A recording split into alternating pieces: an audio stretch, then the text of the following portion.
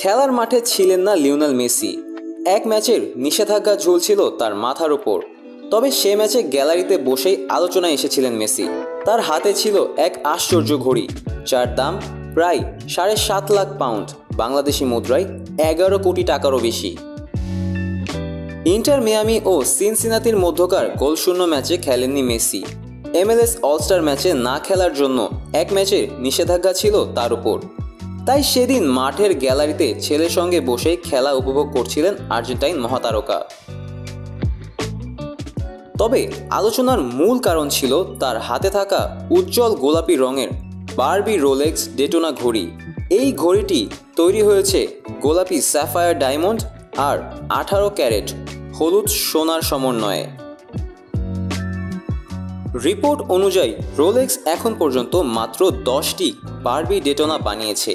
এই ঘড়ি বাজারে কেনা যায় না, কোম্পানি সরাসরি কিছু বিশেষ ক্রেতাকে এটি কেনার সুযোগ দেয়। দ্য ক্রাউন নামের অভিজাত ক্রেতাদের তালিকায় জায়গা পেতেই হয়তো ফোন পেয়েছেন মেসি। জানা গেছে এই ঘড়ির জন্য সেলিব্রিটিরা গড়ে 3,10,000 পাউন্ড পর্যন্ত খরচ করেছেন।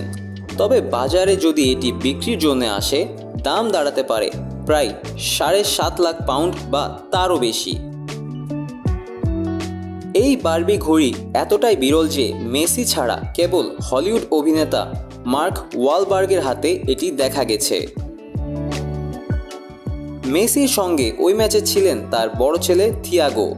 সাদা শার্ট ও হালকা রঙের শর্টস পরে আসেন তিনি। পরে মেসির পরিবারের সবাই গিয়েছিলেন একটি কনসার্টে। ফোর্ট লডারডেলের চেস স্টেডিয়ামে খেলা দেখার পর তারা যান কোল্ডপ্লের কনসার্টে। সেখানে স্ত্রী আন্তোনেল্লা এবং 3 ছেলেকে নিয়েছিলেন মেসি। অনুষ্ঠানে কিস ক্যামে ধরা পড়েন মেসি আন্তোনেল্লা।